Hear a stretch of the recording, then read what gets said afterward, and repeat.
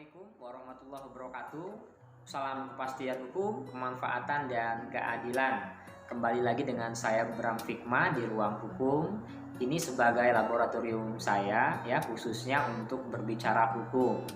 Kalaupun ada perbedaan-perbedaan atau dissenting opinion itu tidak apa-apa, karena seorang yuris ya itu harus merdeka seperti itu, tetapi harus berdasarkan sumber hukum yang ada. Nah, pada kesempatan ini saya akan coba menjelaskan tentang percobaan di dalam tindak pidana.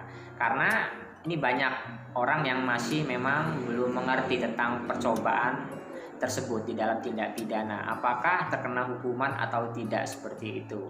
Jadi percobaan sendiri ya di dalam ilmu hukum diartikan suatu perbuatan tindak pidana, suatu perbuatan kejahatan tetapi tidak selesai dilaksanakan. Nah, itu disebut dengan percobaan.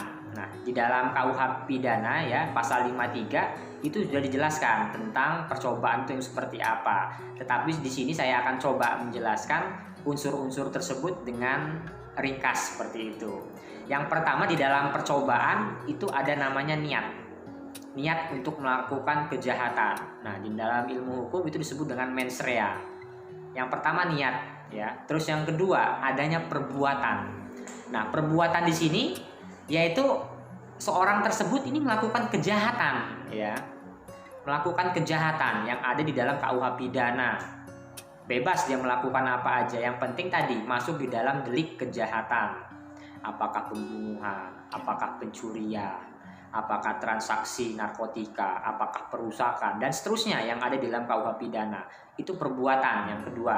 Terus yang ketiga, perbuatan tersebut yang dilakukan ini tidak selesai karena sesuatu dan lain hal. Nah, itu unsur-unsur yang harus terpenuhi dahulu ya di dalam percobaan yang dilakukan oleh seorang tersebut. Jadi, percobaan ini ya suatu perbuatan atau suatu tindak pidana yang dilakukan oleh pelaku untuk melakukan sesuatu hal tetapi tidak terlaksana dengan sempurna.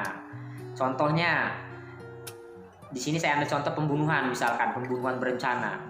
Jadi A ini akan mencoba ya untuk mempersiapkan untuk melakukan pembunuhan. Misalkan dia menggunakan pistol di situ.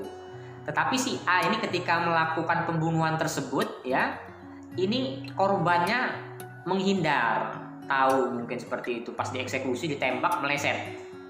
Nah, itu dimaksud dengan masuk di dalam percobaan ya, di dalam delik pidana tersebut. Contohnya lagi, mau melakukan pencurian, ini sering terjadi.